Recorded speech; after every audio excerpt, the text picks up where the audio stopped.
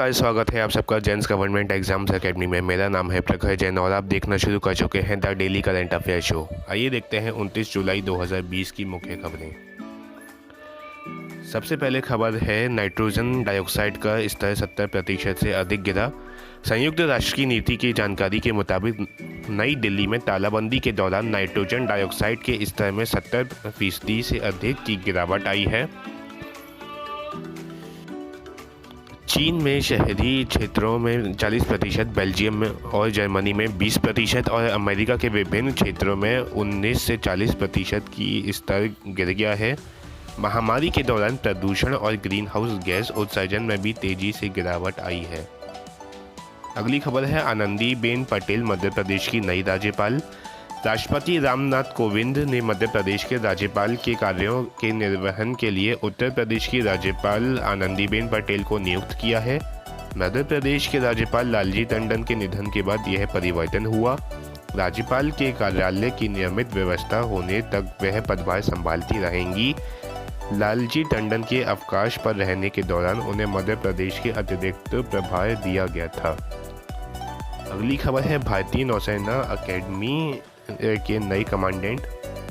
Vice admiral M A. Hampi Holi ने भारतीय नौसेना अकेडमी (INA) के कमांडेंट के रूप में पदभार संभाला। उन्होंने वाइस एडमिरल दिनेश के त्रिपाठी से पदभार संभाला है। वह नौसैनिक पदक और अति विशिष्ट सेवा पदक से प्राप्त करता है। 2019 में वाइस एडमिरल के पद पर पदोन्नत होने पर उन्होंने इंडियन नेवल अकेडमी के 8वें कमांडेंट के रूप में नियुक्त होने से पहले नौसेना संचालन महानिदेशक के रूप में पदभार ग्रहण किया था। अगली खबर है हिचमे मेचीची ट्यूनीशिया के नए प्रधानमंत्री। ट्यूनीशिया के अतिरिक्त मंत्री हिचमे मेचीची को ट्यूनीशिया का नया प्रधानमंत्री नियुक्त किया गया। वह एलिस फकफक की जगह लेंगे, जिन्होंने पहले प्रधानमंत्री के रूप में इस्तीफा दिया था। मेचीची राष्ट्रपति सैयद के परामर्शदाता रहे हैं, जो उनकी कानूनी मामलों को संभालते थे। वह पहले परिवहन मंत्रालय में कर्मचारियों के प्रमुख रहे हैं और सामाजिक मामलों के मंत्रालय में भी काम किया है। अगली खबर है DRDO defence research and development organisation ने डेयर टू ड्रीम 2.0 प्रतियोगिता शुरू की। DRDO ने भारत के पूर्व राष्ट्रपति और विख्यात वैज्ञानिक डॉक्टर APJ अब्दुल कलाम की 5वीं पुण्यतिथि पर नवोन्मेषकों को और स्टार्टअपों शुरू करने की चाह रखने वाले डेयर टू ड्रीम 2.0 प्रतियोगिता शुरू की है। डेयर टू ड्रीम 2.0 योजना का उद्देश्य देश में इन्वेंटर्स और स्टार्टअप संस्कृति को बढ़ावा देना है। विजेताओं को एक विशेषज्ञ समिति द्वारा उचित मूल्यांकन के बाद चुना जाएगा। अगली खबर है ऑस्कर विजेता ओलिविया डी हैविलैंड का निधन।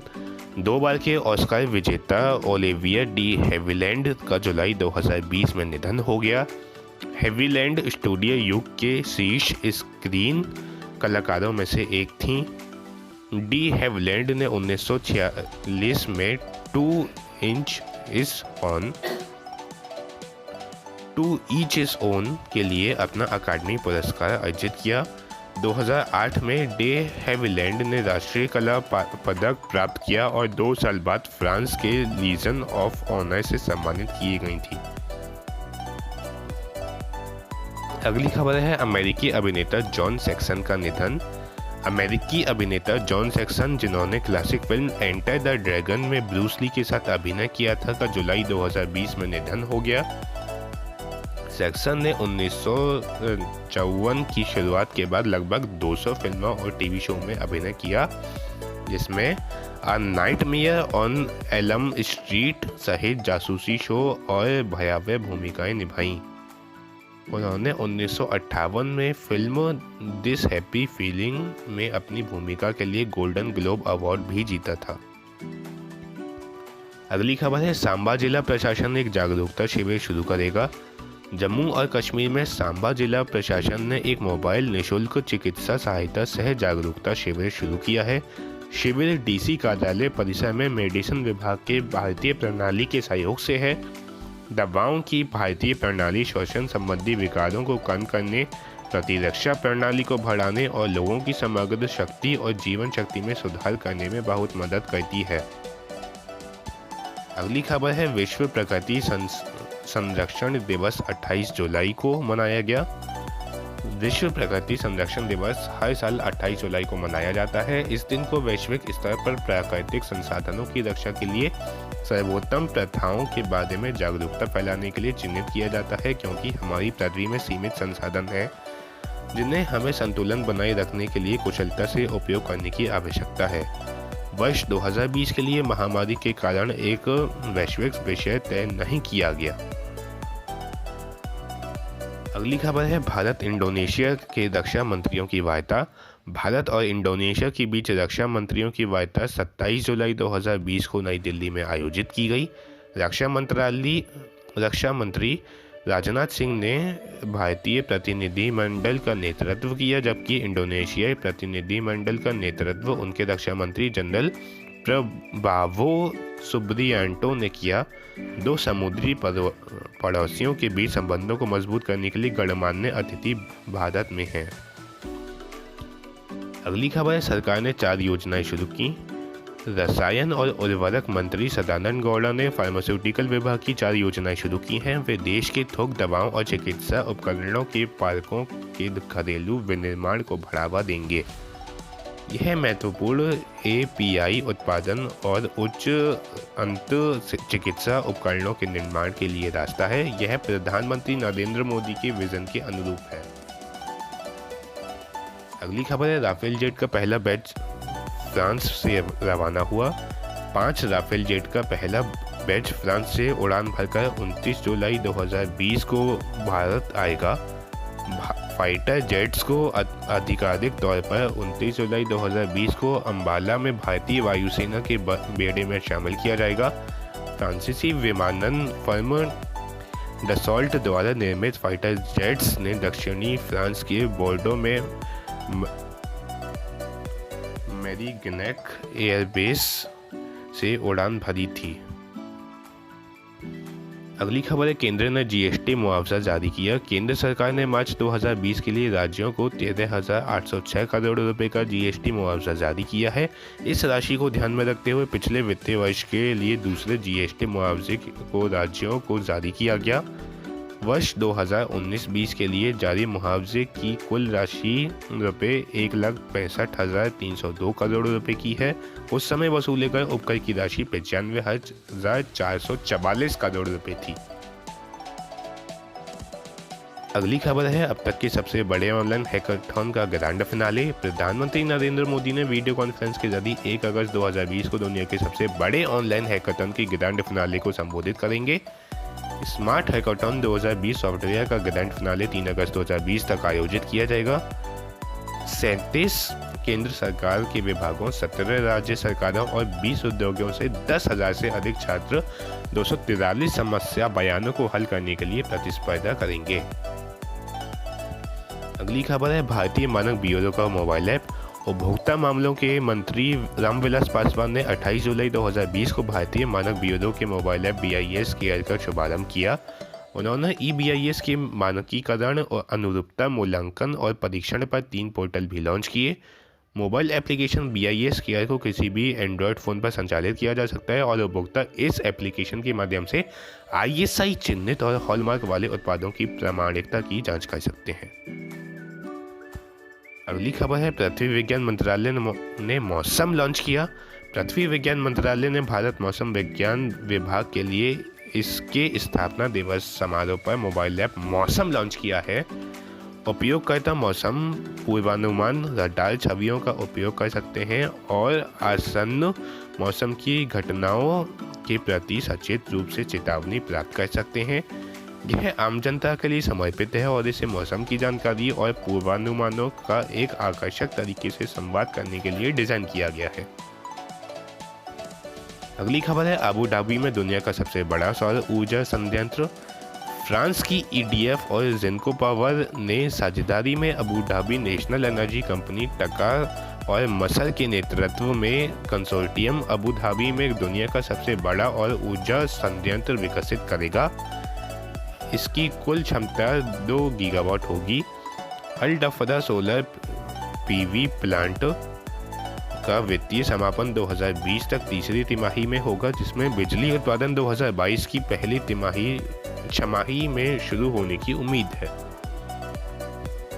अगली खबर है, काजी ओनिक पर 2 साल का प्रतिबंध लगा। बांग्लादेशी गेंदबाज काजी ओनिक को नवंबर 2018 में नेशनल क्रिकेट लीग के दौरान डोप टेस्ट में असफल होने के लिए 2 साल के लिए प्रतिबंधित कर दिया गया है। परीक्षण में असफल होने के बाद उन्हें बीसीबी के बांग्लादेश क्रिकेट बोर्ड के प्रत्येक कार्यक्रम से हटा दिया गया, जिसका वे हिस्सा थे। वे कॉक्स बाजार में एक एनसीएल मैच के दौरान मेथाम्फेटामाइन के लिए सकारात्मक पाए गए। पदार्थ को 2018 आईसीसी निषिद्ध सूची में खंड S6A के तहत निषिद्ध उत्तेजक में रखा गया है। अगली खबर है, बांग्लादेश के लिए broad gauge diesel engine. Bharat ने 27 जुलाई 2020 को बांग्लादेश को 10 ब्रॉड गेज डीजल इंजन सौंप दिए, जिससे पड़ोसी देश का रेलवे ढांचा मजबूत होगा। रेल मंत्री पीयूष गोयल की मौजूदगी में विदेश मंत्री एस जयशंकर ने इंजन को ऑनलाइन हरी झंडी दिखाई। हस्तांतरण का भौतिक स्थान पश्चिम बंगाल के नादिया जिले में पूर्वी रेलवे का ग्रेड स्टेशन था। अगली खबर है, तमिलनाडु ने मुफ्त मास्क प्लान लॉन्च किया। तमिलनाडु के मुख्यमंत्री के पलानीस्वामी ने कोविड-19 से लड़ने में मदद के लिए एक निःशुल्क मास्क वितरण योजना शुरू की है। पलानीस्वामी ने इस योजना के पहले चरण के उद्घाटन के अवसर पर सचिवालय में 5 लोगों को मास्क दिए। प्रारंभिक चरण में 69.09 लाख परिवारों को 30.07 करोड़ की लागत से खरीदे गए 4.44 करोड़ पुनः प्रायोजक मास्क के वितरण की परिकल्पना की गई है। अगली खबर है, सिंगापुर के वैज्ञानिकों ने नई परीक्षण विधि विकसित की। नॉन यांग टेक्नोलॉजिकल यूनिवर्सिटी सिंगापुर के वैज्ञानिकों ने कोविड-19 कोरोना परीक्षण परिणाम प्राप्त करने की गति में 4 गुना तक सुधार करने का एक तरीका खोजा है। कोविड-19 की उन्नत परीक्षण विधि 36 मिनट में परिणाम देती है, जो कि मौजूदा स्वर्ण मानक परीक्षणों द्वारा लगने वाले समय का लगभग 1/4 हिस्सा है। वर्तमान परीक्षण विधि में उच्च प्रशिक्षित तकनीकी कर्मचारियों की आवश्यकता होती है। अगली खबर है, कनाडा के एक जनमत संग्रह को मान्यता देने से इनकार किया।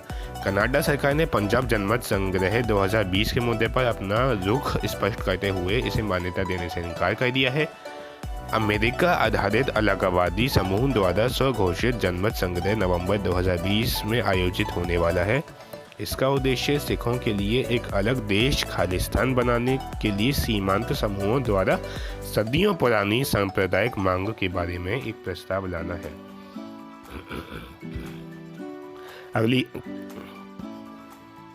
अगली खबर है, 47 और चीनी ऐप्स पर प्रतिबंध। सरकार ने भारत में 47 और चीनी ऐप्स पर प्रतिबंध लगा दिया। जून 2020 के अंत में सरकार ने राष्ट्रीय हितों और सुरक्षा की रक्षा हेतु टिकटॉक ऐप सहित 59 चीनी ऐप्स पर प्रतिबंध लगा दिया था। ताज़े फैसले में प्रतिबंधित 47 ऐप्स की सूची की घोषणा होना बाकी है। सरकार ने पहले सूचना प्रौद्योगिकी अधिनियम की धारा 59A के प्रावधानों के तहत ऐप्स पर प्रतिबंध लगाया था। अगली खबर है, राजस्थान टोसिलिजुमाब इंजेक्शन प्रदान करेगा। राजस्थान सरकार ने राज्य में गंभीर कोरोना रोगियों के लिए जीवन रक्षक इंजेक्शन टोसिलिजुमाब और प्लाज्मा थेरेपी प्रदान करने का निर्णय लिया है। मुख्यमंत्री अशोक गहलोत ने कोरोना के उपचार में प्लाज्मा थेरेपी का निर्देश दिया और पूरे राज्य में प्लाज्मा दान शिविरों का आयोजन किया। राज्य सरकार ने परीक्षण में वृद्धि की है और हर दिन 25,000 से अधिक नमूनों का परीक्षण किया जा रहा है। अगली खबर है, 300 साल पुराने काली मंदिर का पुनर्निर्माण। बांग्लादेश में भारत के उच्चायुक्त रीवा गांगुली दास ने आईसीटी के राज्य मंत्री जुनैद अहमद पलक के साथ संयुक्त रूप से नाटोर में पुनर्निर्मित श्री श्री जोकली माता मंदिर का उद्घाटन किया। लाल बाजार नाटौर में मंदिर के पुनर्निर्माण के लिए समझौता ज्ञापन पर 2016 में हस्ताक्षर किए गए थे। भारत सरकार ने ऐतिहासिक मंदिर के पुनर्निर्माण के लिए 97 लाख टका की अनुदान सहायता प्रदान की। उत्तर प्रदेश की राज्यपाल ने किया स्वयं प्रभा का उद्घाटन। उत्तर प्रदेश की राज्यपाल आनंदीबेन पटेल ने एक शैक्षिक चैनल स्वयं प्रभा का ऑनलाइन उद्घाटन किया है। चैनल 24 घंटे में 3 बार शाम 4 बजे, दोपहर 12 बजे और सुबह 8 बजे छात्रों को डिजिटल सामग्री उपलब्ध कराएगा। सुश्री पटेल ने डॉक्टर APJ अब्दुल कलाम तकनीकी विश्वविद्यालय के स्थापना दिवस समारोह में भाग लिया।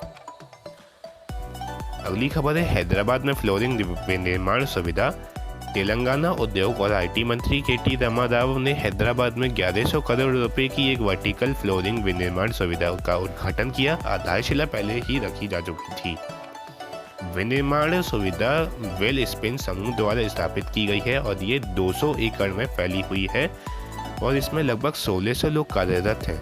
इस सुविधा की वार्षिक उत्पादन क्षमता 40 मिलियन वर्ग मीटर होगी। अगली खबर है क्रिकेट के नियमों का हिंदी में अनुवाद। पूर्व board of cricket control of India umpire Rajiv Risodkar ने क्रिकेट के कानून का हिंदी में अनुवाद किया है।